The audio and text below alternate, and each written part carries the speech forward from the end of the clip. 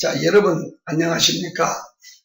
중등 임용논술 교육학논술 김윤식입니다.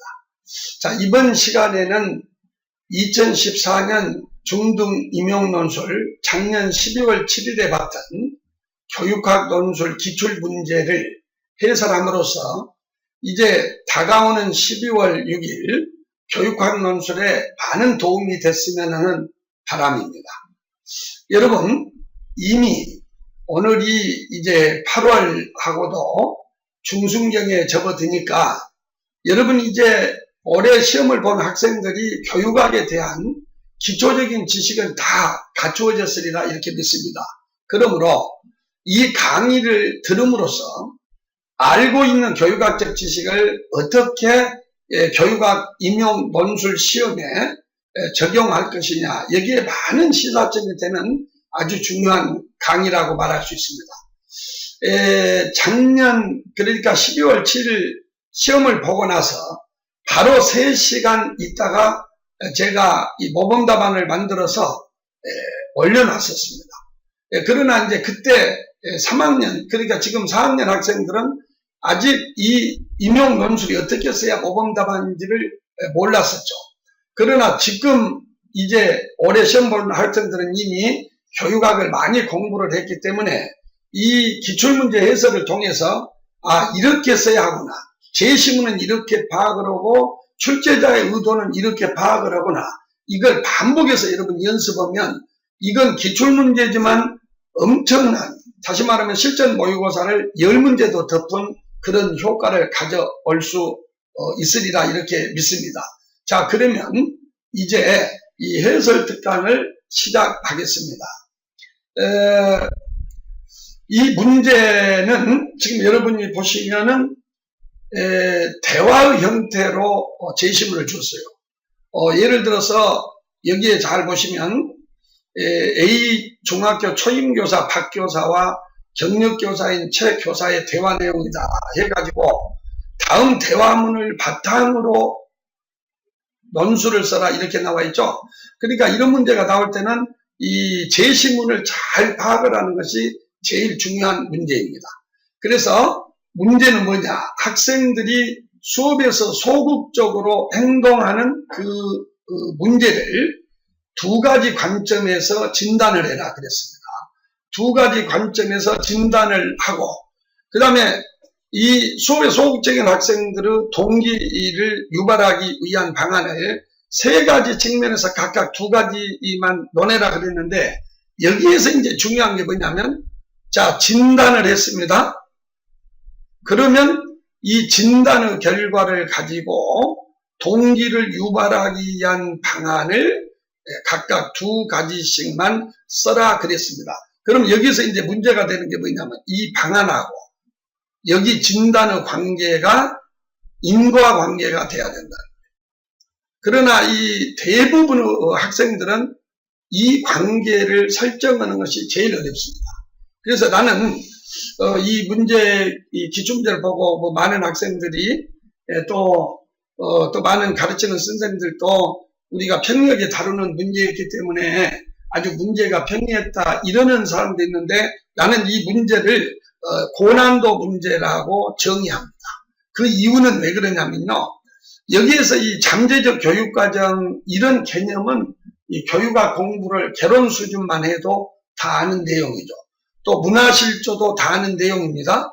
근데 문제는 잠재적 교육과정 문화실조적인 면에서 수업에서 소극적으로 행동하는 문제를 진단을 해서 이 동기 유발 방안을 쓰는데 협동학습, 형성평가, 교사, 지도성 행동에서 쓰라고 했는데 이 진단의 결과와 동기 유발 방안을 인과관계로 묶을 수가 없다고 하는 것이에요. 이것이 제일 여러분들의 문제입니다. 그래서 여러분이 이 강의를 잘 듣고 나서 정말로 어떻게 써야 모범답안이며 어떻게 우리가 제시문을 파악을 해야 되고 또 알고 있는 지식을 어떻게 엮어서 완결된 논술로 쓸 것이냐, 이걸 위해서 여러분 좀 많은 반복을 하면 좋고, 먼저 이 문제에 대해서 모범답안을 이렇게 한번 읽어보고 이 강의를 들으면 굉장히 도움이 많이 될 것입니다. 자, 그러면 다음 페이지를 계속 보시겠습니다. 여기에 보면 이제 문제가 이런 거예요. 이 문제가 어떤 내용이냐면,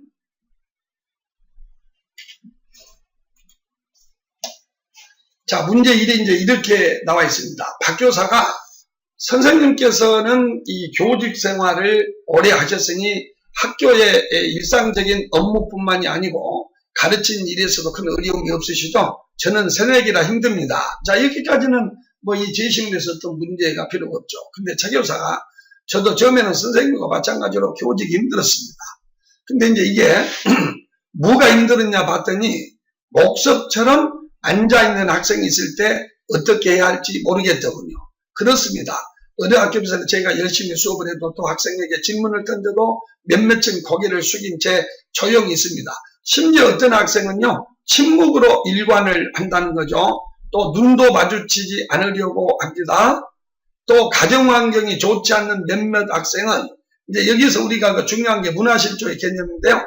다양한 문화적 경험을 가질 기회가 부족해서 그런지 수업에 관심도 없고 적극적으로 참여하지도 않는 것 같아요.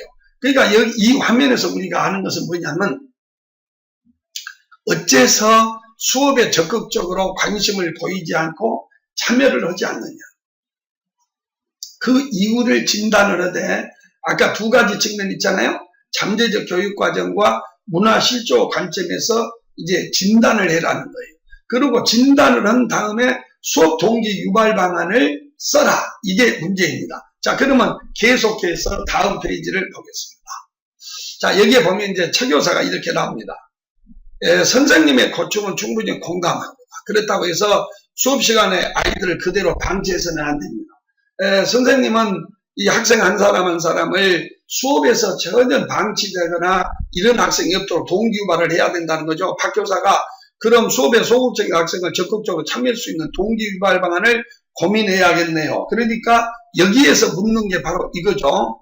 이제 여러분은 이걸 관심을 줘야 돼요. 어떻게 적극적으로 수업에 참여시킬 수 있느냐. 그 동기 유발 방안을 물어보는 겁니다. 이를테면 수업 방법 차원에서 학생끼리 서로 도와가며 학습하는 형태로 수업을 진행하면 어떨까요? 예, 이게 바로 협동학습이 되는 거죠. 그거 좋은 생각이네요. 다만 학생들끼리 함께 학습을 하도록 할 때는 무엇보다도 서로 도와주고 이게 이제 협동학습이라고 해서 다 되는 게 아니고 어떻게 해서 서로 도와주고 의존하도록 하는 구조가 중요하다는 점을 유의해야 한다고 하는 거죠. 그래서 아까 우리 질문에 동기 유발 방안을 협동학습 측면에서 두 가지 써라 그랬거든요.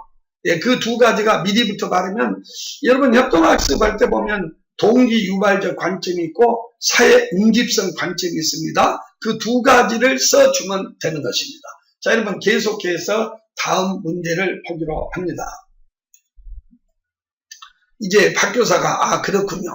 근데 선생님 요즘 저는 수업 방법만이 아니라 평가에서도 고민거리가 많아요. 그래요. 예, 그러니까 이제 우리 두 가지가 나왔네요. 아까는 그 형성평가적 측면이고 하나는 이제 평가적 측면인데 우리가 흔히 평가를 말할 때 양날을 가진 칼이라고 합니다. 잘 쓰면 이기고 못 쓰면은 흉계가 된다는 것이죠. 저는 학기 중에 수시로 학업 성취 결과를 점수로 알려주고 있는데요. 이렇게 했을 때 성적이 좋은 몇몇 학생을 제외하고는 나머지 학생들은 자신의 성적을 보고 실망한 것 같다. 이 점을 우리는 놓치면 안 되는 겁니다. 여기에서 지금 학기 중에 수시로 성취 결과를 평가를 했다? 예, 이건 형성평가이죠. 근데 문제는 점수로만 알려주니까 당연히 거기에서 점수가 낮은 학생이 보십시오. 실망을 한다? 또는 자기 효능감이 낮아질 수가 있겠죠. 자기 효능감이라든지 아니면 자신감이라든지 또 부정적 자아라든지 그러니까 우리가 평가를 잘 써야죠. 아까 우리 그런 말이 있었잖아요. 평가를 잘 써야지 그렇지 않으면 오히려 학습 동기를 침해한다고? 그러면 두 가지 측면에서 이제 우리가 어떻게 쓰면 되냐면요. 이 형성평가의 목적이 무엇입니까? 수업 중에 평가를 했다고 해서 다 형성평가가 아니에요. 형성평가가 되려면 5개념 있을 때 즉각적으로 피드백해주고 자기 수업을 학생들이 알아듣지 못하면은 속도를 좀 줄여주고 또 못 따라온 아이들에게 보충학습 시켜주고 제대로 따라온 아이에게 강화를 주고 이름으로써 이 동기를 유발해야 되는데 형성평가 결과만 점수를 알려주니까 점수가 낮은 학생들은 당연히 부정적자와 그 다음에 자신감 결여로 인해서 동기가 오히려 저해되죠. 그러니까 형성평가를 어떻게 활용을 해야 되느냐 두 가지 측면만 써주면 된다는 것입니다. 차 교사 글쎄 평가 결과를 선생님처럼 그렇게 제시할 수도 있겠죠. 근데 이건 잘못됐다는 겁니다. 박 교사 그렇군요. 그래서 이제 박 교사가 여기가 또 하나 제시한 게 뭐냐면 그런데 제가 보기에는 학생들의 수업 참여 정도가 교사의 또 이게 키워드예요. 지도성에 따라서 달라진 것 같아요. 여러분 이번 12월 7일 임용시험에서 가장 어려운 게 바로 이거고 또 우리가 좀 시중에 그 모범 답안이라고 이렇게 많은 답안들이 이제 돌아다니고 있지만 이 해석이 아주 잘못된 게 많습니다. 이걸 가지고 뭐 허세이와 블랭차드의 상황 적응적 리더십 그래가지고 뭐 저 부하나 학생들의 성숙도에 따라서 뭐 지시형이 돼야 된다, 이임형이 돼야 된다, 뭐 이런 여러 가지들을 공부를 제시를 하고 그러는데요. 그것은 올바른 해석이 아님을 미리 말을 합니다. 자, 일단 그러면 어떻게 써야 되느냐? 여러분 보십시오. 그러니까 이제 차 교사가 이런 말을 해. 그러면 이제 왜 이런 오해가 생겼냐면 바로 그 다음 문제가 있는 거예요. 차 교사가 이렇게 말해. 그렇죠. 교사의 지도성 행동에 따라서 달라질 수 있죠. 그래서 교사는 지도자로서 학급과 학생의 상황을 고려하여 학생들의 학습 동기를 불러일으킬 수 있는 지도성을 발휘해야겠죠. 여기에서 지도성이 수업 지도성이라는 것을 염두에 둬야 합니다. 여러분, 지금 이 문제가 뭔가요? 왜 학생들이 수업 중에 눈을 내려깔고 질문에 대답도 않고 전혀 동기가 없느냐 그거죠. 그러면 어떻게 수업에 참여를 할 수 있느냐 지도성을 발휘한다 하는 것이 단순한 어떤 조직의 관리적 차원의 지도성이 아니고 수업 지도성인데 이 학생들의 특징에 맞게 상황에 맞게 수업 지도성을 고려해라고 하는 이런 문제입니다. 자, 여러분 한번 계속 다음 문제를 보기로 합니다. 자, 여기를 이제 보면은 자, 문제가 이런 것이 자, 여기 박 교사가 이런 말을 해. 선생님과 대화를 하다 보니 교사로서 더 고민하고 노력해야겠다는 생각이 듭니다. 그런데 선생님은 열정이 많으니 잘하실 거예요. 이제 이런 겁니다. 자, 그러면 이 배점은 뭐 항상 여러분 답안의 논리적 구성 및 표현에 오점이 있는데 이런 것은 여러분이 신경을 쓸 필요가 없고요. 이제 그 배점이라고 하는 것은 어떻게 여러분들이 아냐면 자, 여기를 한번 잘 보세요. 답안의 논리적 구성 표현에서 막 장황하게 이 교육학 논술을 서론을 쓰고 결론을 쓰면 일단은 절반은 실패해요. 그렇게 쓰지 말고 채점자가 알아먹기 쉽게 써야 합니다. 이 채점자가 알아먹기 쓰는 것 자체가 답안의 논리적 구성이에요. 그리고 출제자가 요구했던 순서대로 쓰십시오. 그 다음에 여기서 논리적 구성 및 표현에서 제일 중요한 것은 인과관계입니다. 아까 진단을 하고 처방을 해라고 그랬죠? 근데 진단을 두 가지 측면에서 해라고 했잖아요. 여기요. 잠재적 교육과정 측면에서 진단을 하고 하나는 문화실조적 측면에서 진단을 해라고 그랬죠? 근데 이제 중요한 건 이거라는 거예요. 이런 측면에서 진단을 했으면 수업 동기 유발을 위한 방법을 써라 그랬죠. 근데 그걸 협동학습 측면, 형성평가 측면, 교사 지도성 행동 측면에서 써라고 했는데 자, 우리 학생 여러분 여기 잘 봐봐요. 이런 답안은 일단 잘못된 겁니다. 잠재적 교육과정의 개념을 장황화했습니다. 그리고 잠재적 교육과정은 그 뭐 그런 게 있잖아요. 뭐 군집성, 그 다음에 평가, 목적성, 위계 막 이런 것을 쓰고 하는 것은 이건 잘못돼요. 왜냐하면 원래 잠재적 교육과정이라는 것은 학교나 교사는 의도하지 않았는데 학생들이 은연중에 배우게 된 것을 잠재적 교육과정이라고 하죠. 그러면 여러분 이렇게 써야 됩니다. 이것과 이것을 연계질 줄 알아요. 어떻게? 자, 동기유발을 협동학습 측면에서 써라 그랬죠. 그러면 선생님이 공부를 잘하도록 하기 위해서 아이들에게 독려를 하고 공부하라고 강조하는 입장에서 혹시 지나치게 경쟁심을 자극하지 않았나. 그러니까 이 학생들이 경쟁에서 도태된 아이들이 당연히 자신감을 잃어버리고 나는 아무리 해도 안 돼. 이런 학습된 무기력감에 빠져서 이 학습 활동에 소극적으로 참여한 게 아닌가.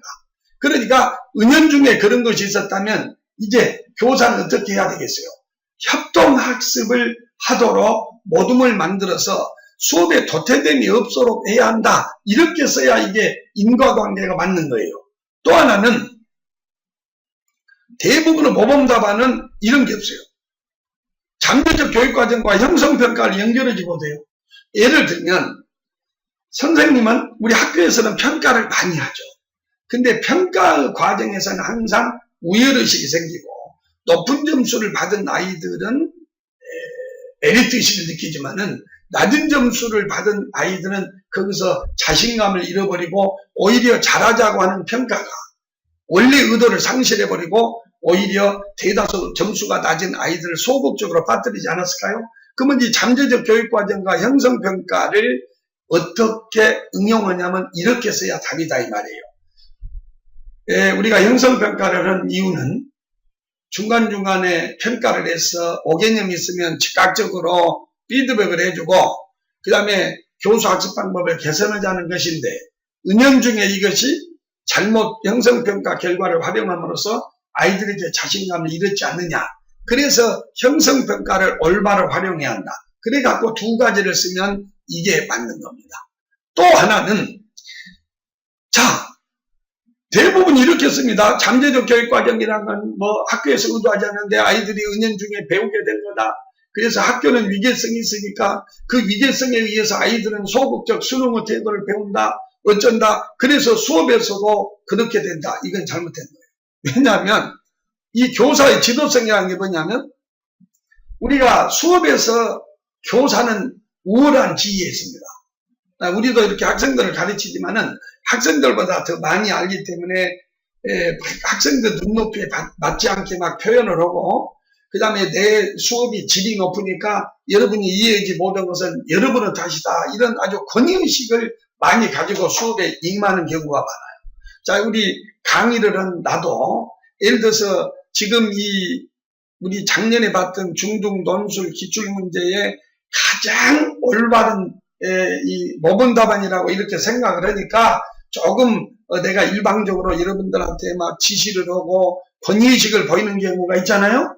이런 것이 아이들에게 은연중에 수업에 복종토록 해버리지 않느냐 이 말이에요. 그러니까 뭔 말이냐면 교사가 아이들을 잘 가르치자고 하는 점에서 열심히 가르치고 했는데 이게 일방적으로 전달하는 식의 수업을 활용하지 않았느냐 권위의식으로. 그러니까 해결 방안은 어떻게 돼야겠나요? 교사가 권위를 내려놓고 그 다음에 학생 한 사람의 특징에 맞게끔 평가도 활용을 하고 그 다음에 이제 그 아이들의 특징에 맞게 지도성 수업 리더십을 발휘해야 된다고 이렇게 써줘야 돼요. 그 다음에 이제 두 번째를 잘 봐봐요. 문화실조 관점에서 우리 아이들이 소극적으로 수업 그 행태를 보인다는 게 뭐냐면 다양한 문화적 경험을 못 하죠. 가정이 가난하면 예를 들면 박물관 경험도 없지, 클래식 음악을 듣는 경험도 없지, 그 다음에 집안에서 어렸을 때 그 책을 많이 읽을 기회도 없지, 각종 장서도 보지 않았지. 그러다 보니까 아무래도 인지 능력이 떨어져서 수업에 소극적일 수밖에 없다. 이렇게 이제 써주면 진단은 끝났어요. 이런 진단은 다 합니다. 문화실조라는 것이 그것이잖아요. 아이들이 발달하는 데 필요한 문화적 자극이 부족하거나 아니면은 너무나 시기에 맞지 않거나 과잉돼서 발달이 지연 왜곡된다는 건 다 압니다. 근데 문제는 이거예요. 문화실조적 관점에서 그렇게 진단을 했으면 그러면 이게 협동학습과 어떻게 연계가 돼야 되느냐. 왜냐하면 내가 가장 자신있게 여러분한테 설명한 것이 바로 이 점이에요. 오늘 이 키포인트가 바로 이겁니다. 잠재적 관점에서 진단을 했고 문화실조적 관점에서 진단을 했는데 협동학습 측면에서 처방을 해라? 그러면 이렇게 돼야 돼요. 가정이 가난해서 문화적 경험이 없는 이 아이들을 그렇지 않는 아이들하고 이질적 팀으로 협동학습을 구성해 줘야 된다. 이렇게 연결을 시켜야 이게 모범답안이 되는 겁니다. 그냥 문화적 자극이 부족했다. 그래서 달동네 아이들은 가르치기 힘들다. 해놓고 이제 동기유발 방안은 먼저 협동학습에서 어떻게 한다. 그러면 안 되고 문화실조 원래 협동학습이 뭐예요? 이질적 집단을 구성을 해서 서로 GP들을 자극해가지고 공부를 잘하게 하자는 거죠. 그래서 문화실조 아이들과 그렇지 않는 아이들, 우수 아이들과 열등한 아이들을 이질적으로 구성해서 협동학습을 시켜가지고 모두 다 긍정적 자아를 가져오게 하고 저마다 수업에서 역할을 담당케 함으로써 동기유발을 하자 이렇게 써야 되는 거예요. 그 다음에 그러면 문화실조 관점하고 형성평가는 어떻게 연결되냐?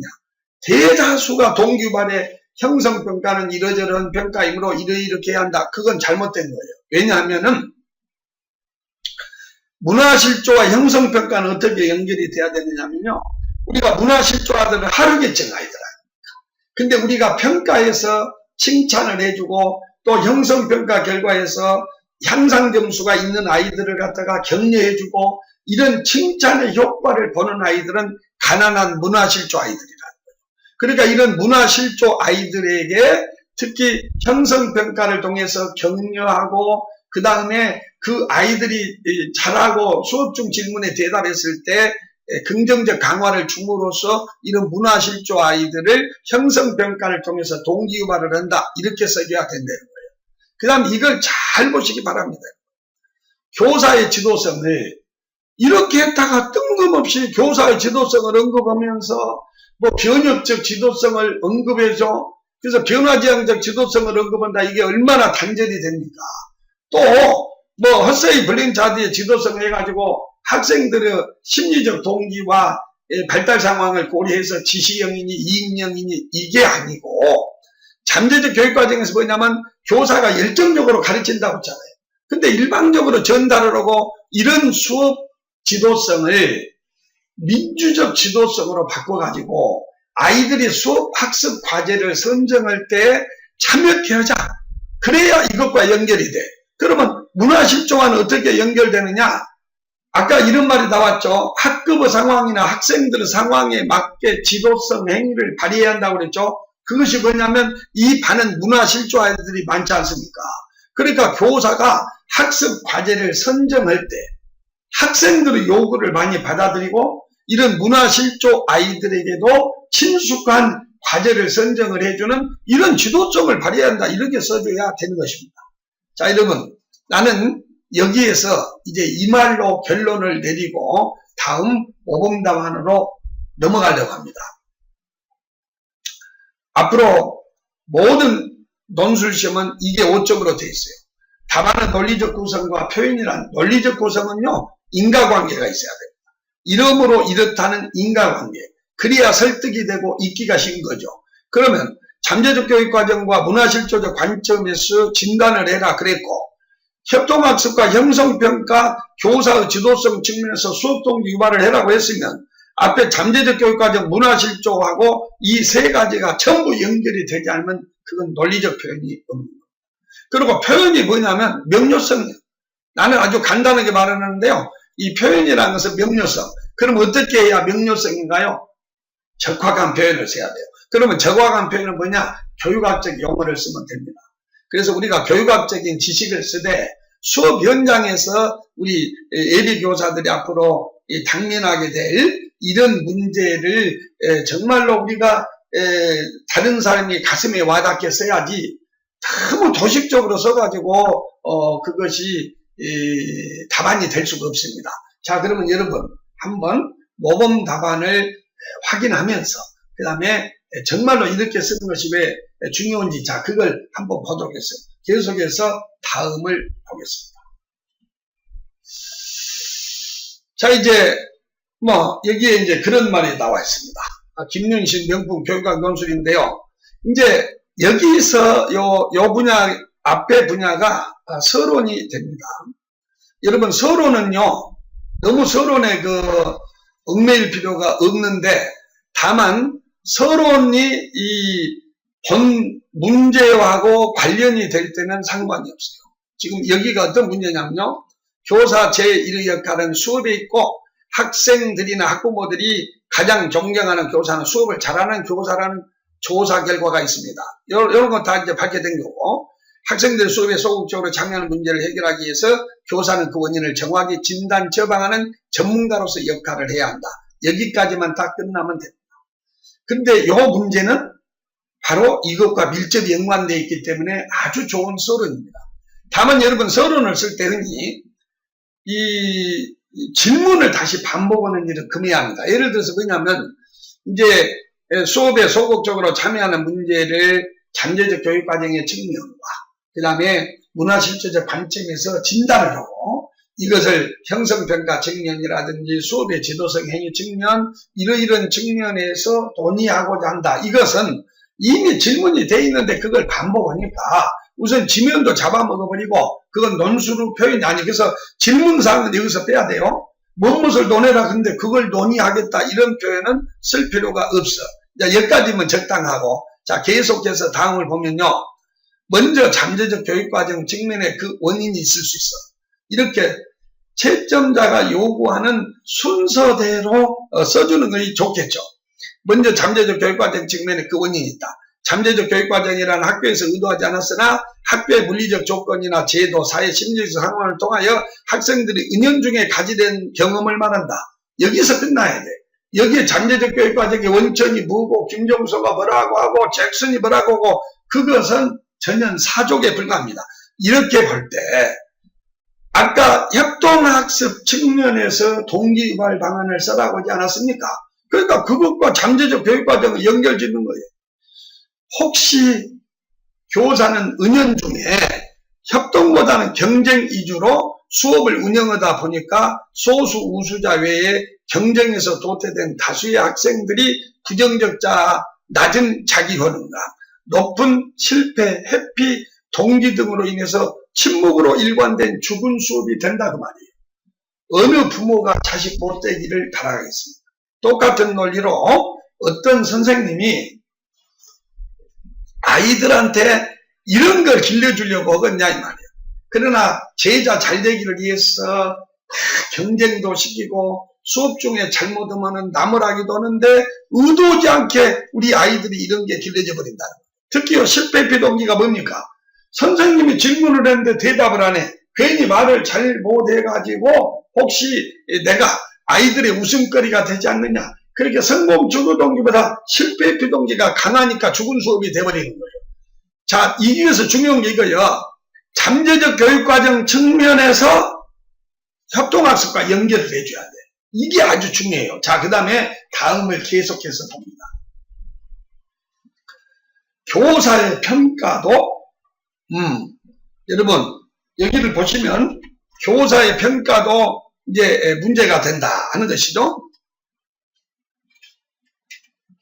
자, 교사의 평가도 학생들에게 은연중에 많은 영향을 미칩니다. 왜냐하면 잠재적 교육과정과 관련이 되라 했기 때문에 이런 표현을 써줘야 되는 것이죠. 자, 은연중에 많은 악영향을 끼친다. 이걸 들어가야 돼, 이게. 왜냐하면 잠재적 교육과정 측면에서 진단해라고 했거든. 평가는 양날을 가진 칼과 같이 이런 것을 촌철살인이라고 그래. 딱 요 한마디면 다 끝납니다. 양날을 가진 칼과 같이 그것이 어떻게 활용되느냐에 따라서 수업에 긍정을 미칠 수도 있고 수업을 뿌리째 뒤흔들 수도 있습니다. 성적이라는 하나의 잣대로 그것도 이거요. 성취 결과만 아까 알려줬죠. 성취 결과만 보고 학생들을 한 줄로 세우다 보니까 성적이 낮은 대다수 아이들은 수업에 흥미를 느끼지 못하고 적극적 열의를 보이지 않는 것입니다. 자, 이렇게 되면은 잠재적 교육과정과 형성평가가 연결이 됐습니다. 이제 그러면 지도성 행위, 아까 그 교사의 수업 지도성 행위를 또 언급을 했잖아. 그래서 이 빨간 것을 내가 왜 이렇게 써놨냐면 대부분이 이걸 언급하지 않은 것은 반쪽다와요.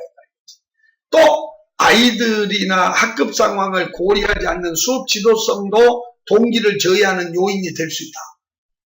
예를 들면 아까 교사가 학생이나 학급 상황을 잘 고려한 지도성 행위가 중요하겠죠. 그랬죠. 그러니까 이런 걸 고려하지 않는 그런 것이 은연중에 아이들에게 이런 열등의식이라든지 수업에 소극적으로 참여케 한다는 이런 얘기입니다. 나도 그런 경험이 있는데 내가 저 중학교 초반을 시골에서 다녔더랬어요. 그런데 이렇게 대도시에서 오신 선생님께서 자기 IQ가 매우 높다는 것을 아주 강조시면서 약간 우리가 듣기에도 우리를 조금 이제 격려시려고 그랬겠지만 무시하는 듯한 그런 말을 했을 때 이런 것이 바로 이 상황과 똑같습니다. 우리를 격려하고 자존심을 자극해서 공부 잘하려고 했는데 이게 너무 권위적으로 비춰가지고 그러지 않았느냐 하는 거예요. 이제 여러분 잠재적 교육과정 측면에서 세 가지를 연결했죠. 이제 이겁니다. 마지막으로 문화실조적 관점에서 볼 때 가정환경이 열악한 아이들은 다양한 문화적 경험을 할 수가 없기 때문에 교사가 특정 계층의 문화적 경험에게 유리하게 학습 주제나 학습 경험을 선정하게 되면 문화실조아들은 수업에 흥미를 느끼지 못하고 예를 들면 시골 아이들한테 애국 얘기만 막 한다. 그 다음에 클래식 얘기를 많이 하면은 대중가요만 듣고 자라는 시골 아이들이 소극적 태도를 보일 수밖에 없는 거죠. 여기에 문화실조의 개념이 다 들어갔고 문화실조에서 소극적 행위를 보이는 그게 다 들어가 있습니다. 자, 그러면 계속해서 이제 다음을 보도록 합니다. 요것은 요 분야는 여러분이 사실은 예컨대는 안 써도 되는데 역시 내가 하나 써놨습니다. 예컨대 애국 경험이 전혀 없는 학생들에게 애국 사례만을 들어 수업을 전개한다거나 그 다음에 클래식 음악을 들을 기회가 없는 아이들에게 클래식 음악을 감상문으로 써오게 하는 경우 이런 것을 상징적 폭력이라고 합니다. 이런 것도 좀 잘못된 거, 은연중에 일부러 상징적 폭력을 행했겠어요. 은연중에 그런 걸 미쳤다는 거예요. 뿐만 아니라 제한된 의법과 인지양식, 낮은 포부와 동기, 운명주의 이게 전부 문화실조아들, 하류층 아이들이 갖는 문화실조적 현상이에요. 운명주의 가치관 등이 학습 동기를 저해할 수 있어. 이제 교사는 소수의 학생들이라도 수업이 도태됨이 없게 교육적 처방을 내려야 돼. 이렇게 해서 이제 우리가 수업 동기 유발이 딱 연결이 된 겁니다.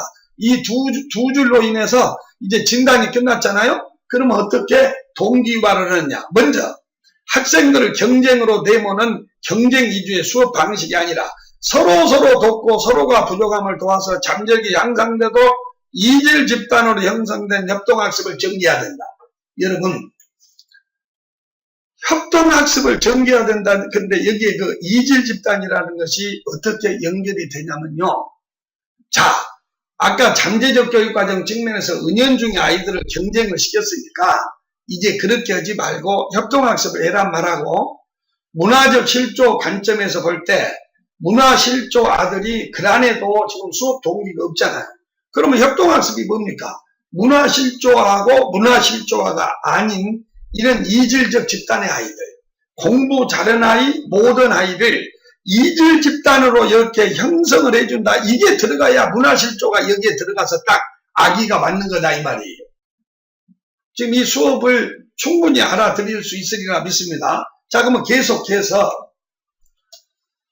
다만, 여기서 이제 다만이라는 것이 무슨 말이냐면 아까 우리 지도자 그랬잖아요. 질문이 협동학습을 활용해도 서로 의존적 관계를 갖도록 구조해야 한다고 그랬죠. 그 두 가지를 반드시 써줘야 돼요. 그러니까 협동학습을 잘못 활용할 때는 성적의 부익부 현상이니 무임 승객 및 보응현상, 오히려 자기 효능감의 저하 등 부작용이 발생해. 그래서 우리 이 강의를 듣는 우리 학생들 이런 걸 써줘야 하기 때문에 교육학적 공부를 많이 해야 돼요. 협동학습은 원래 이런 걸 막자고 했지만 잘하지 않은 협동학습이 은연중에 이런 걸 가져와 버릴 수 있어요. 왜냐하면 협동학습하다 보면 공부 잘하는 애들끼리 주로 주가 돼갖고 공부를 하면 오히려 공부 잘하는 애들이 더 혜택이 가고요. 공부 못하는 학생이 더 손해를 볼 수가 있다는 얘기죠. 그 다음에 무임승계 봉이란 게 협동학습을 했는데 혼자만 자료를 준비하고 이렇게 되면은요 한 사람은 봉이고 한 사람은 무임승차가 돼. 또 자기 효능감 여기에서 협동학습에서 내가 역할을 못하고 또 나 때문에 우리 집단이 우수 집단이 되지 못하면 그 책임을 공부 못한 아이한테 돌리기 때문에 자기 효능감의 저하 같은 부작용이 은연중에 발생할 수 있다 이거예요. 그러므로 세심한 주의가 필요하다. 두 가지를 써주라 그랬죠. 하나는 동기론. 동기론적 관점에서 반드시 개별 보상과 집단 보상이 함께 있어야 돼요. 그래서 협동학습을 하고 나서 시험을 본단 말이죠. 그때 그 개별 보상, 개별 점수를 갖고 가야 돼, 자기가. 그리고 우수 집단한테 집단 보상을 줘야 집단 보상을 받기 위해서 나보다 공부 못한 아이를 막 적극적으로 도와주게 된 거예요. 왜냐하면 그 공부를 못했던 학생이 협동학습의 결과 향상 점수가 많으면 그 집단 보너스가 내한테도 오거든. 그러니까 동기론적 관점에서 자, 개별 보상을 해야 봉 현상이 발생하지 않습니다. 또 이런 집단 보상을 해야만이 이 공부 못한 아이도 다른 아이들이 적극적으로 도와주기 때문에 이런 것을 해야 되고, 그 다음에 사회 응집성 측면에서는 이제 어떻게 해야 되느냐. 그 사회 응집성 측면이 대인관계 기술이나 사회적 기술, 의사소통 기술 이런 걸 가르쳐 가지고 서로 협동학습을 잘 하도록 한다는 이런 걸 써줘도 되고, 이게 또 중요한 거예요. 역할을 세분화해서, 왜냐하면 이제 집단한테 역할을 딱 주지 말고 각 구성원한테 학습과제 역할을 하나씩 분담해서 세분화해주면, 가령 5명한테 학습과제 5개를 줘봐봐요. 그러면 그 중에서 1명, 2명만 안 해버리면 그 과제가 완성이 되지 않잖아요. 그러니까 사회 응집성 측면에서 이렇게 역할을 세분화해서 구성원 모두가 자기 역할을 수행하도록 하는 게 중요하다. 여기서 끝나요. 두 가지만 써라고 했기 때문에. 그 다음에 이제 형성평가는 보세요. 형성평가도 활용을 잘해야 합니다. 소수의 높은 성취자에게만 박수갈채를 보내고 대다수 낮은 성취자에게 실망만 유발하는 성취 결과 위주의 통보가 아니라, 아까 점수 위주로 알려주니까 점수가 적은 아이들은 그냥 고개를 푹 숙이고 이랬다고 했죠. 그러니까 그걸 이용해서 이렇게 쓰는 거예요. 그래서 이걸 써줘야 돼. 성장지향 평가나 능력 잠재 평가. 무슨 말이냐면 형성평가를 해가지고 점수가 몇 점이 올라갔다. 그러면 90점을 맞았어도 10점 올린 아이보다 비록 점수가 50점인데 10점에서 40점 올라간 이 아이. 그러니까 뭐냐면 10점에서 50점을 맞은 아이가 있고, 그 다음에 80점에서 90점을 올린 아이가 있는데, 결과만 알려주면 이 아이가 에리트식을 느끼고 이 아이가 실망을 하잖아요.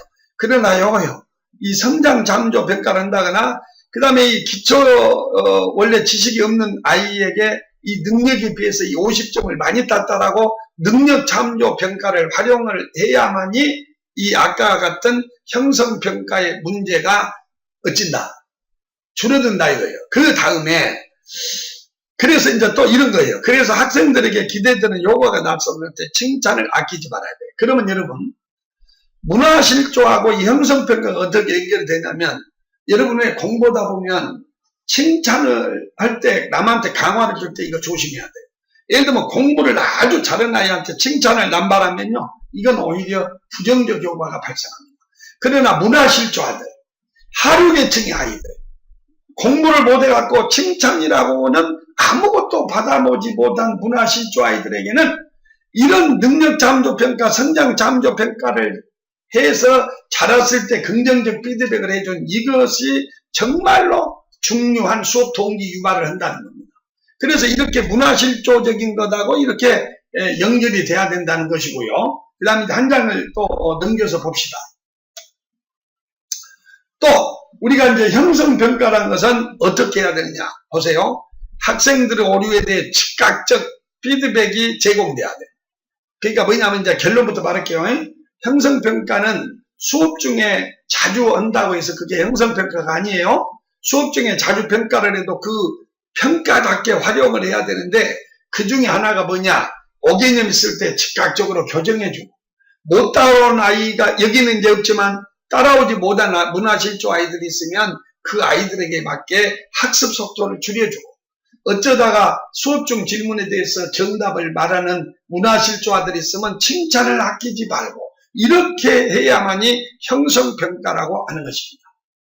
자, 그 다음에 이번 문제에서 제일 오류가 많은 이 분야를 내가 여러분에게 자신있게 건의합니다. 이제 여기가 엄청 중요합니다.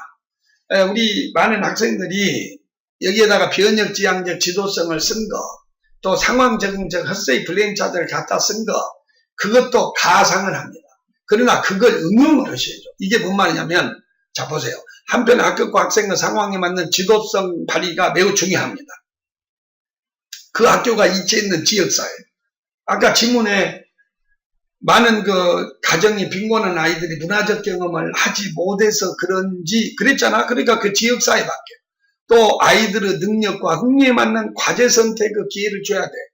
왜 여러분이 여기서 지도성을 뜬금없는 조직관리 지도성으로만 갑자기 전환을 해서 앞과 뒤가 맞지 않는 그런 답을 쓰냐 하는 거예요. 그러지 말고 이런 것이 지도성이라니까. 수업 지도성. 자, 문화실조아들, 그 다음에 대다수 아이들이 자신감이 없는 아이들, 그 아이들을 어떻게 동기유발을 할 것인가, 이렇게 해라 이 말이에요. 학생들의 능력과 흥미에 맞는 과제 선택의 기회를 줘야 돼. 교사가 미리 몇 가지 주제를 아동에게 소개하면서 학생들의 능력, 흥미에 맞게 자율적으로 선택해 한다든지, 학생들이 다루고 싶어하는 주제를 몇 가지 제안케 하여 이를 수용하는 방법도 있겠다. 교사의 권위양 및 교사의 권위의 탈중심화 같은 민주적 지도성. 그러니까 이 두 가지가 들어가 있는 거죠. 매우 중요해. 그래서 이제 이걸 뒷받침하는 게 이게 우리가 전문가인 교사는요, 자신이 제시한 지식을 학생들은 받아들여야 한다는 권위적 수업 지도성을 발휘하게 하시고요. 그러나 격려자, 촉진자가 돼야 해. 자, 여러분, 이건 아주 중요한 의도가 있는데요. 우리 교사 여러분, 교사의 정체성을 가져야 됩니다. 내가 학원 강사지 않습니까? 나는 어떤 점에 있어서는 나를 가르쳐준 대학 교수님에 비하면 아무것도 아닌데, 어떤 점에서 비하면 대학 교수님들에 비해서 전혀 지지 않는 긍지가 있습니다. 그게 뭐냐면은, 우리가 여러분 다 알고 있겠지만은 교사의 전문성은요, 그 가르치는 내용의 깊이보다는 가르치는 스킬에 있는 겁니다. 이런 것은 암묵적 지식이고 교사가 다양한 체험을 통해서 얻은 그러한 노하우이기 때문에, 여러분이 이 전문가인 교사가 진짜 전문가라면은 내가 맡고 있는 아이들이 동기유발이 있든 없든 열등의식이 강한 아이든 문화실조아이든 그들을 따라올 수 있도록 하는 지도성이 필요한데, 그 지도성이 하나가 문화실조아들의 흥미에 맞게 그들에게 맞는 과제를 선택한다는 거, 또 하나는 막 일방적으로 열정만 가르치고 가르칠 것이 아니라 그 아이들을 수업에 참여시키는 이런 민주적 지도성이 중요하다는 거예요. 원래 민주적 지도성이 뭡니까? 다양한 사람들의 여론과 이런 걸 받아들이는 게 민주적 지도성 아닙니까? 그러니까 여기서는 그 말이 돼 있잖아요. 이렇게 제약해서 학생들의 요구를 받아들인다, 이렇게 써주면 이것이 되는 거예요. 여러분, 문화실조적 관점에서 진단을 해라. 지도성 행위 측면에서 처방을 했는데 문화실조하고 지도성이 전혀 연계가 안 된다면 그것이 어떻게 완전한 답이 되겠느냐 하는 것이죠. 자, 계속해서 다음을 봅니다. 자, 여러분, 이제 이런 표현을 한번 보실까요? 높은 성취자든 낮은 성취자든, 이제 이런 것이 결론 부분인데 이건 조금 줄여도 되는데요. 나는요, 이 논술을 그 대학에서 배우고 그럴 때 이 말을 꼭 염두에 둡니다. 가장 좋은 논술책은 초등학교 교과서라는 거. 얼마나 적확한 용어에 편한 글씨를 썼습니까? 그리고 또 하나 잊어지지 않는 것이 세 줄만 써도 서론 보는 결론이 있어야 되는 건데, 그게 바로 이겁니다. 높은 성취자든 낮은 성취자든 가정 환경이 어쨌든, 아까 문화실조화에 관련돼서 수업이 즐겁고 재밌도록 교사는 학생의 주동성을 허용해주고 실수도 용납해줘야 돼. 너무나 권위적으로 정확성만 요구하다 보니까 눈 마주치면 눈 가리고 질문하면 답을 안 하니까 그러지 말고 용납해주는 이런 거, 수준에 맞는 과제를 주어 도전을 격려하는 개방적 열린 지도성, 교사 학생 간의 신뢰성 구축이 돼야 돼. 교육은 믿음에서 출발한 거예요. 지금은 알아듣지 못하지만은 이 아이를 내가 가르치면은 어떻게든 이 아이도 아주 좋은 우수학생이 된다는 이런 믿음이 우리 교육에서 가장 강한 지속력이 있다는 것을 여러분 알아두고, 이런 구축 등의 수업 지도성의 중핵을 이루어야 하는 것입니다. 국가에, 이제 이게 빼도 돼요. 빼도 되는데, 이 결론 부분을 잘못 넣으면 천박한 글이 됩니다. 그러나 이건 아무리 봐도 괜찮아요. 너무 과장평가하면 안 돼요. 국가 혁명성사는 교육의 질에 달려있고, 교육의 질은 교사의 전문성에 달려있다. 교사는 수업 전문가, 평가 전문가, 교실 상태를 정확히 파악해서 처방을 내리는 이런 전문가가 돼야 돼요. 이럴 때 학급 기다려지는 수업이 된다. 이렇게 함으로써 이 출제자가 요구하는 수업의 지도성, 이 문제, 또 이 동기부여 방안이 다 해결이 됐어요. 자, 여러분, 여기까지 해설이 끝났는데 1분 멘트 하나만 하겠습니다. 이번에 2013년 12월 7일에 봤던 이 교육학 논술은 내가 3시간 만에 작성을 해서 그 다음에 김윤식 교육학 치면 거기에 이제 이미 올라가 있는데, 앞으로 당분간은 교육학 논술이 이런 유형의 문제, 그러니까 뭐냐면 막 한국사라든지 이런 데서보다는 수업 장면을 주고 이 수업을 어떻게 잘 유도할 것이냐, 또 학급 경영을 어떻게 잘할 것이냐, 이렇게 현장에서 여러분들이 경험하는 그 문제 해결 능력을 묻는 문제가 많을 거예요. 그런데 명심해야 할 것은 재시문을 파악을 잘해야 돼요. 그리고 이번에 그 6월 28일 날 봤던 추가 모집은 학급일지 1, 학급일지 2를 줘가지고 그게 아예 단절된 거니까 그건 상관이 없어요. 그런데 이번에 12월 7일에 봤던 것처럼 이런 동화병 논술이 너무나 그냥 잠재적 교육과정 개념 쭉 쓰고 원천 딱 쓰고 형성평가는 뭐다, 이렇게 한다, 1, 2, 3 쓰고 말이죠. 그러면 많이 알고는 있지만 그것은 논술의 완벽한 답안이 되지를 못한다는 것입니다. 그래서 동화병으로 제시됐을 때는 그것을 전부 연결해서 정과 행으로 시줄 날줄로 연결되게 하는 그런 동화병 답안을 쓰는 것이 좋다는 것을 여러분한테 말씀드리면서 계속해서 이 모범 답안이라든지 이런 것을 내가 제시를 할 거예요. 그래서 여러분 이걸 읽고 꼭 이걸 다운을 받아서 여러 번 읽고 예상 문제에 대처할 수 있는 이런 능력 가졌으면 바랍니다. 여러분 건투를 빌겠습니다. 파이팅! 감사합니다.